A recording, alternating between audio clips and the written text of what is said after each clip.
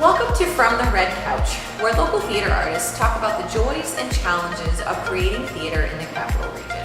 We hope you enjoy the discussion and consider helping our friends at the Albany Barn. Your donations can help ensure that the Barn will continue to be here for creative license and the many other local artists they support. Click the link in the description to make your gift. Now, please enjoy From the Red Couch.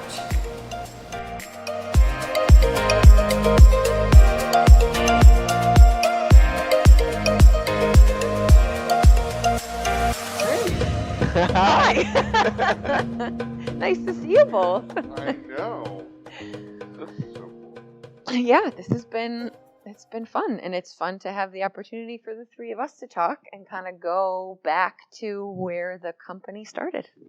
I remember being like, we talked a little bit kind of about what we wanted to do, but there have been certainly other instances in my life where I was like, myself and other people were like, oh, we should start like doing sort of theater on our own, and it never really went anywhere. So I think I kind of went into that meeting with you kind of thinking that's probably what this is going to be. Mm-hmm. You know what I mean? Yeah. We'll have a nice conversation, it'll be great, and then, I don't know that anything will come of it, and, that would have been fine, but when I left, I was like, oh, I think we're doing this. Yeah.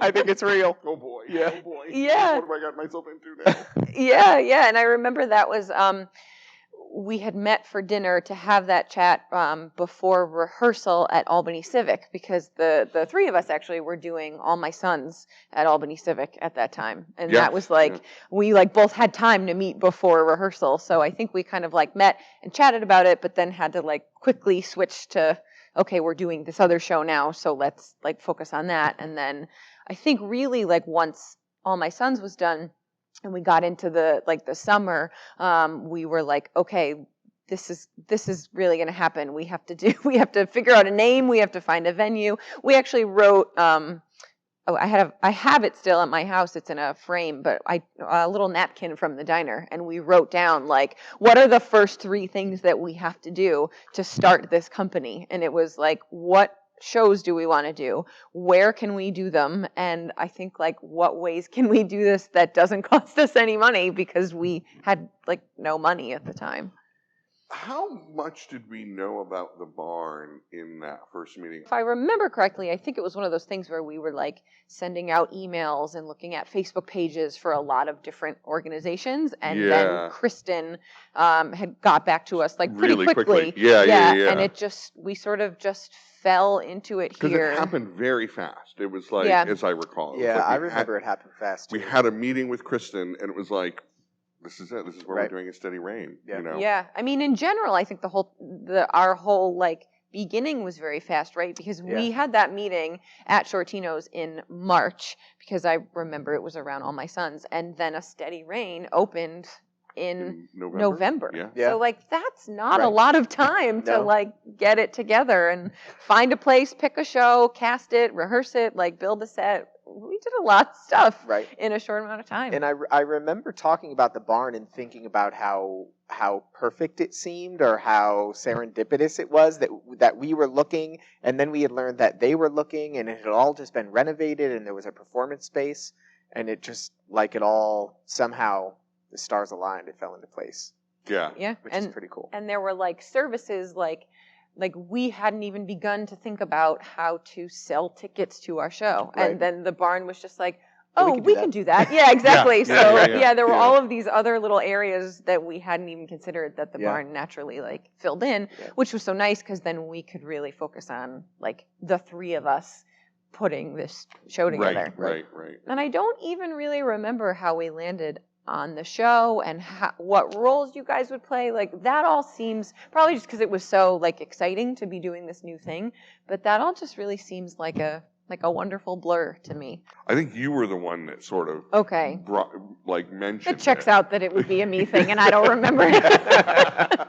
And just the idea that it was 2 people, 2 guys, no set, no props, it was well, this is perfect. Yeah. Right. I mean, looking back at it, it was just I almost don't want to say it because I'm afraid I'll jinx something, but it felt so easy. Yeah.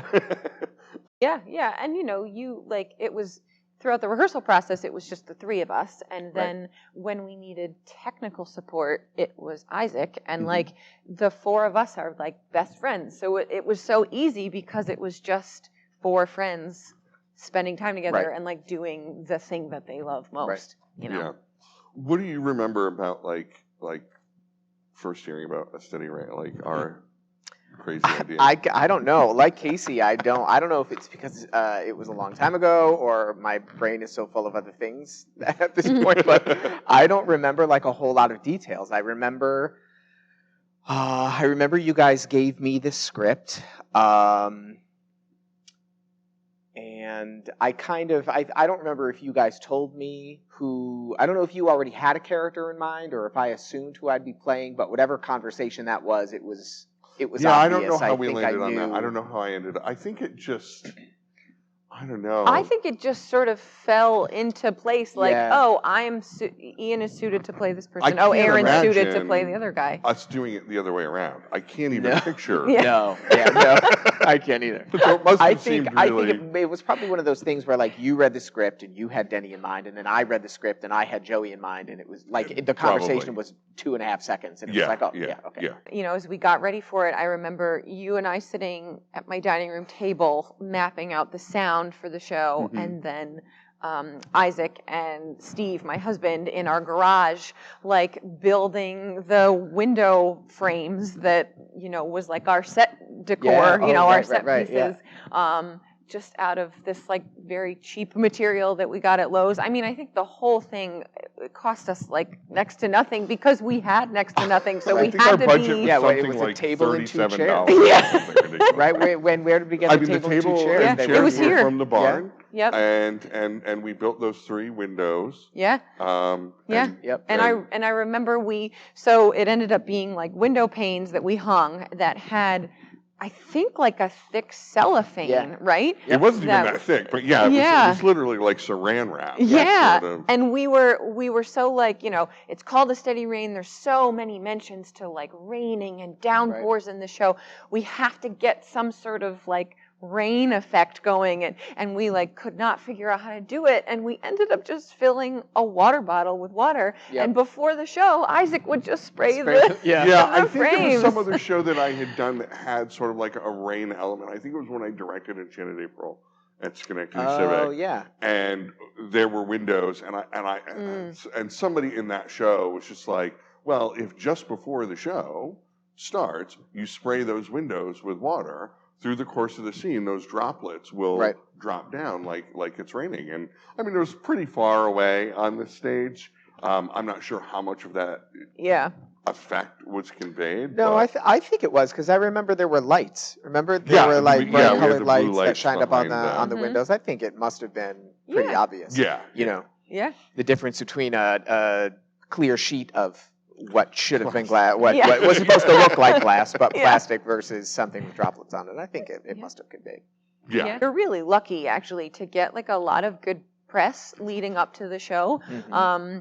So that kind of helped drum up interest. Yeah, I mean, Albany.com gave us that really good piece. And, Steve at the TU was super, nice to us in those early shows, which just, was so great in terms of, I think, raising the bar for us and being like, oh, people might actually, when you're first doing it, it's like, if people come, they come. Yeah. But all of a sudden, it's like, oh, there's an article in the paper, and the phone is ringing, and people are calling it. Yeah. Oh, it's kind of got to be okay. Right. Yeah, because I remember, I think it was the Albany.com, article. Yeah, I think but the woman who wrote that, I remember it like very clearly. There was a quote in the article that said, "Prepare yourselves, citizens of Albany, because creative license is going to change how you think of theater." And like, that's a really large statement. Yeah. I don't remember saying we were going to do that. No, I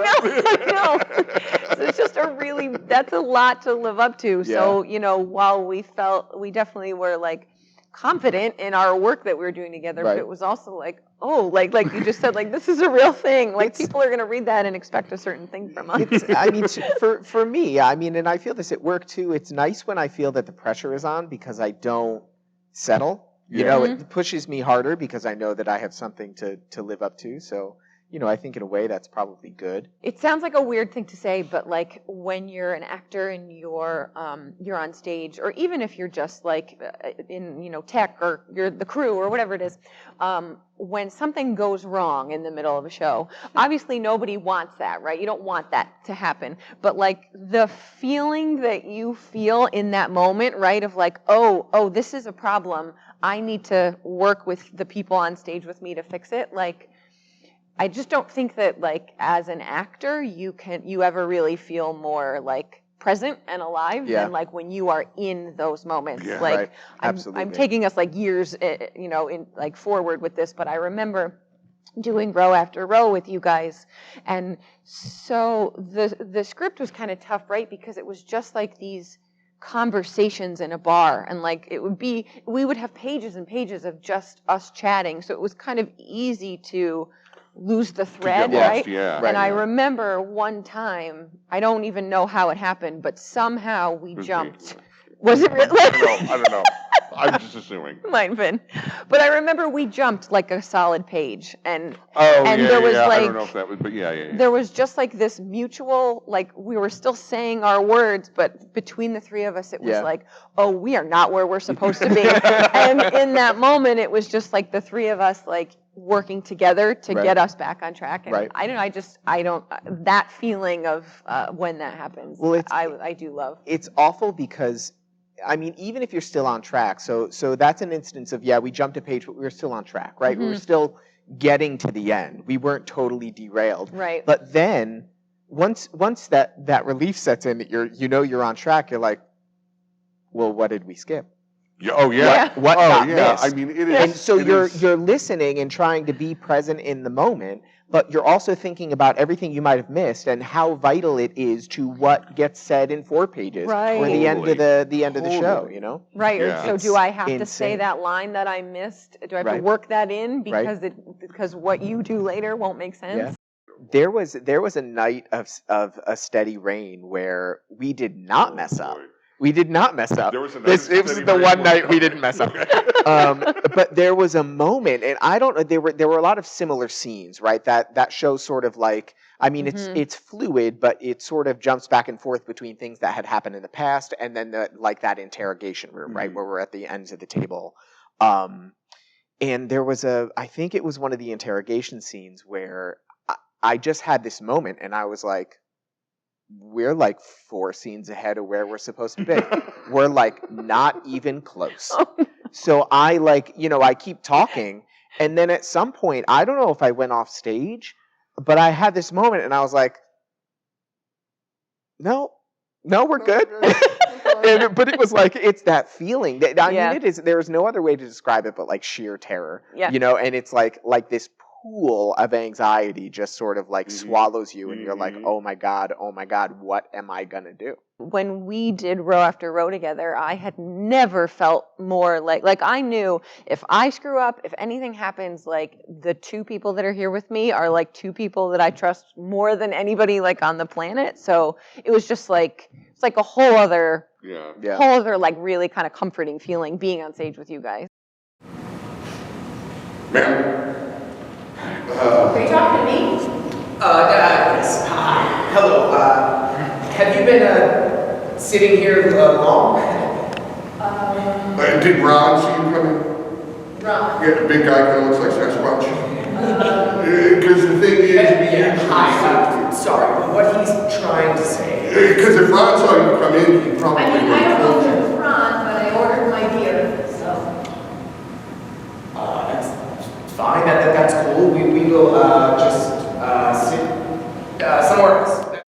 When you're in a scene with someone, for whatever reason you're not confident or comfortable with, I think you also psych yourself out because it feels like an immense amount of pressure, right? Because you're on stage and you're like, if this goes south, Yeah. like I'm it. Like Yeah. it's got to be me. And you're almost like, I need to learn this person's lines. You know? Yeah. I mean, it's just a crazy thing. And I've been on the other side of that too, feeling like the underprepared person, you know, going into a show or going into a scene. And that's an equally bad feeling. So when you have those competing pressures, it makes for like an anxious scene. There were certainly moments in Steady Rain where I definitely did not feel up to, you know what I mean? Like, I mean, it was a lot of lines, and it was, you know what I mean? And it was, a lot of you know, monologue. Yeah. And it was just, there were times where it was just really, really frustrating. And that makes me think of something that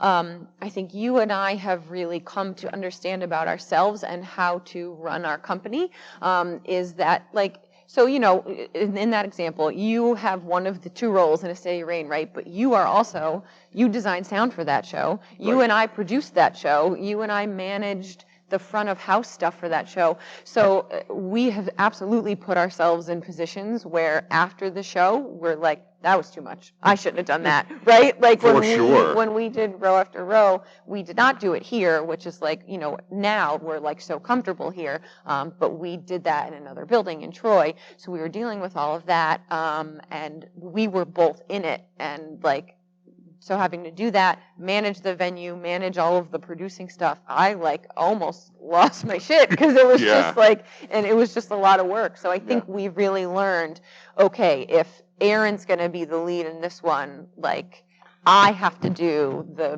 back of house stuff and then kind of vice versa. Or if we're going to be in it together, doing it somewhere where, like the barn or somewhere where we're familiar with. Yeah, and you're just like, I actually think it's interesting because so many theater artists, like maybe they're primarily actors, but then they go, oh, I'd like to try to direct, or like I'd like to try to do these things, and like you're so you like you have your lane, and like you're, you know, not to inflate your head, but like you're excellent at it, but like you're always in that lane. So I'm curious, like what makes you kind of think that way? I don't know. I went to a small liberal arts school, and my degree is a Bachelor of Arts in Theater. So, it wasn't like a BFA where I was like on an acting track. I guess you could say I had an acting concentration because I took more acting classes than design classes, but I was still required to take directing and costume design and theater practicum and I remember doing like a scenic and lighting design class, and it just wasn't something that I wanted to do.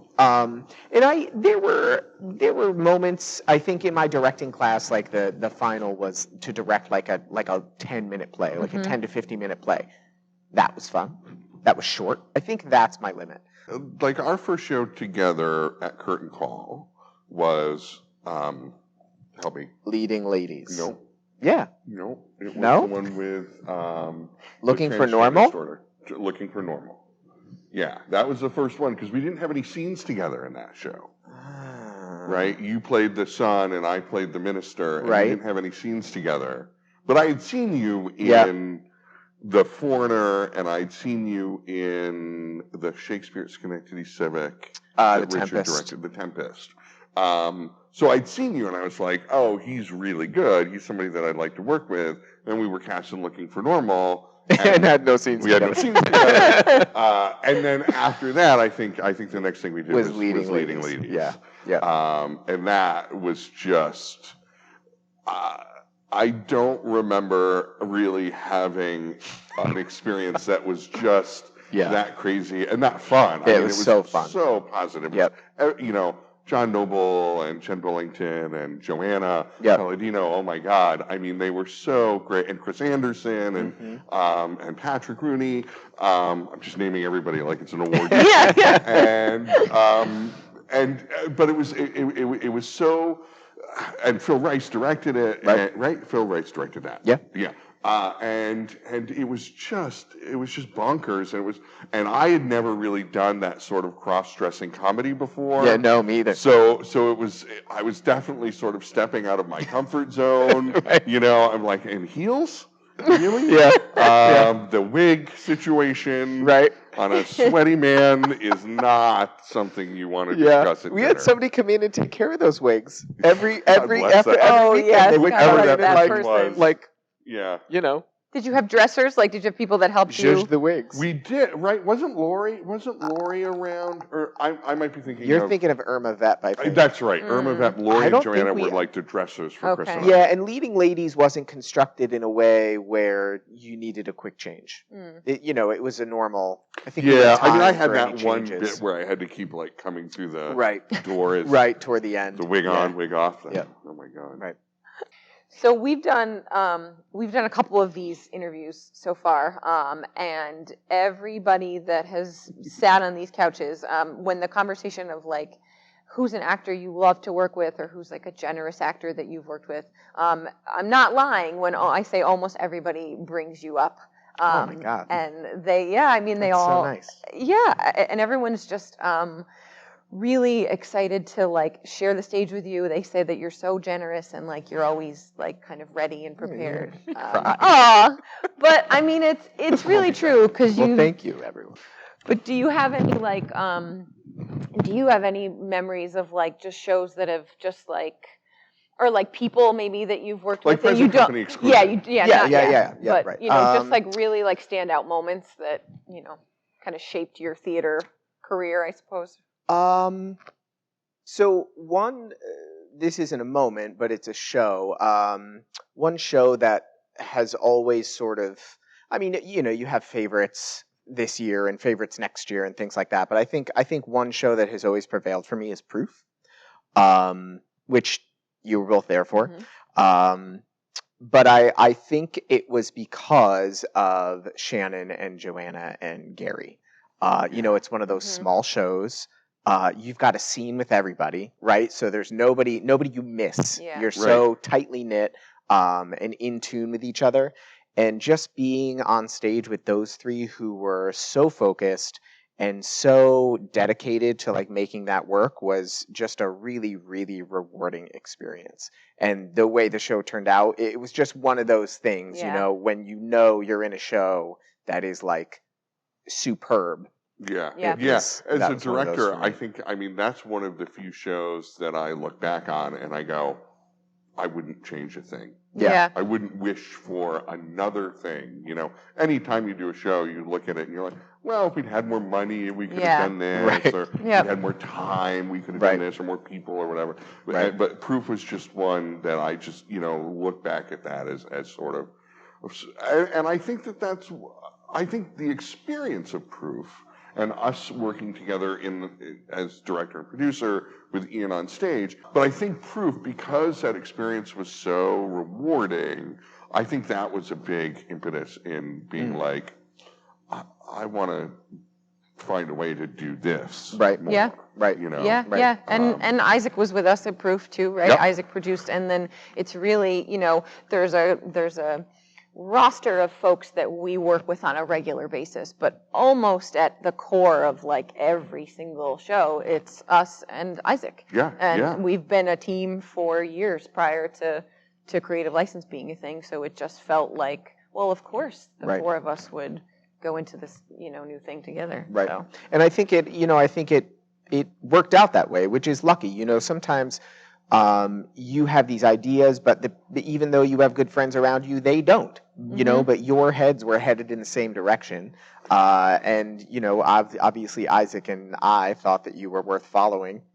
So Yeah. it's been good. Ultimately this experience with Creative License has been some of the best, sometimes purely just because of the shows you're doing. There are shows that other theater groups may not want to do. They may stay away from because they don't, want to ruffle feathers with subscriber bases, which is good. That's a thing. Yeah. But without those pressures, you can sort of flex your theater muscles and do lots of different things in lots of different ways and creative ways. And it's just, it's refreshing. I can't imagine a show like Row After Row really landing in a slot at one of those. Yeah. those, or or Maple and Vine is a good example. Or Mine. I mean, Mine. you were Right. talking about Yeah. like how Proof was kind of one of your shows that like you really wouldn't go back as a director. You wouldn't go back and change anything, and that's how I feel about Mine, because I directed Mine, and I just like. I love that show so much, and I'm so proud of like everything that we did with it. But like, there was some weird, dark stuff in that show that we like. If it was, I don't know if other theaters would have taken that and gone, "Yeah, we'll stage this." So it just felt like perfect for us. I think we've had this conversation before, right? About how you're not necessarily looking for the same audience base that might already be going to other theaters. And I think one of the best compliments that Steve Barnes ever paid you guys as a company was when he came and wrote an article about how, theaters are wanting to get young people in, and Creative License has done it. And he like counted the number of people he thought were hipsters in the crowd. Oh, well, so actually, like when we were starting this company, we really kind of talked about the Matts and the Steves, right? So Matt, your partner, Steve, my partner, and like, we wanted to present theater to the Matts and the Steves, who are people that had never really had a connection to theater, right? I think creating this company, to do what we wanted to do, but also with the Matts and Steves in mind, has helped us really look at shows in a different way and like look at how to present them in a different way. So then when Steve Barnes did write that about us, it was sort of like that, like vindication almost, we're doing what we set out to do. To let that be a driving force in our show selection, of making that one of the first questions we ask when we share a play with one another. Yeah. Well, what would Matt and Steve like this play? Yeah. Or could we make this a play that Matt and Steve would like? I think that's a better way to phrase it, right? You can take a play and you can, even if it's an old and worn classic, you can find ways to make it appeal to an audience that wouldn't necessarily expect that they would like something like that. Well, like when we did Dog Sees God, which I think was our second show as Creative License. We did it here, and that was one of the other really great things about doing it here, is that we could totally reimagine the staging of it. And obviously there's this wonderful big stage that we can play with, but for Dog Sees God, we like turned the chairs inward, which was like such a kind of a strange setup, and like we played on this floor, and we since this used to be a school, we were really like, let's treat this building like a school. So we had scenes up top. We were coming and going on the sides where everyone could see. I think we had the sound and light guys in the corner, and we wrote AV Club on them. Yeah. We really like leaned in. And I think for those scenes, like when like at the party, and you come and you and Matt and CB like get into the fight in the aisle, like you guys were fighting and you went flying across the floor like a foot away from the audience, and that like it just has such a different feel to it when we were so close like that, where all of those scenes when we were like in the class, I don't think your character wasn't in them, but like we had those scenes, the scene in the classroom towards the end of the show, and it was like I was here, and sometimes I was right next to an audience member, and it just felt so different versus if we were to have put it all on the stage. And I think somebody said this in an earlier interview, and I can't remember who, but when you're playing in an intimate space, you can play the intimate moments intimately. You know what I mean? You don't have to worry about, are they going to hear me in the back row? You know what I mean? Because they're right there. So if a moment is quiet, you don't have to force it to a certain volume to make sure, you know what I mean? Because it's that close moment, and the audience is right there, sort of hanging on it. And if you look at moments from Dog Sees God, I mean the audience is just like, and things would happen, and you can see their hands go. And I'm not sure in sort of a proscenium, stack chairs kind of approach if the effect would have been the same. Right. Yeah, I feel the same about like physical gestures. I always think about like what it would be like to be a film actor, because you can do so much more with your face. Yes. And people Yeah. tell me a lot that my face is very expressive, and I'm glad. I mean, I don't necessarily mean it to be that way. It is what it is. It does what it wants. But the closer the audience is, the more those gestures and moments play. They can be small. You don't have to do a ton, because sometimes, when you're up on a stage in front of a house of a couple of hundred people, you get bigger, right? Whether you like it or not. I mean, your voice obviously gets Yeah. bigger, but if your gestures aren't bigger, the space is going to swallow you. Yeah. Right. And it's a certain style of theater, but I think, and this is part of the same reason that I like smaller shows, I think they just feel more real. When you're in a bigger style, it's not how you talk, it's not really how you act, but when you're in a smaller space and a smaller cast that's more intimate, I find those Yeah, Yeah. it can be very real. Yeah, well, and in one of the previous interviews, I think with Steve and Bree, they were talking about From White Plains, and Bree had said, I loved that show so much because it really felt like you four felt like real people, and like primarily that you guys had said, you directed it, you were in it, but like the action was on the floor right here. And I mean, I never thought of my behavior as hateful, discriminatory, or abusive. I wonder how Ethan Rice would define the word abusive, because I certainly would categorize his behavior as abusive. I'm really not trying to get into an argument with Dennis Sullivan. Really, I'm not. What I'm trying to do is apologize for any actions that Instead of apologizing, I would like to see him take responsibility. I don't know what I can do beyond Maybe apologize. he expressed any semblance of remorse. I have tried to express how remorseful I am, and even how I'm able to see things from a different perspective.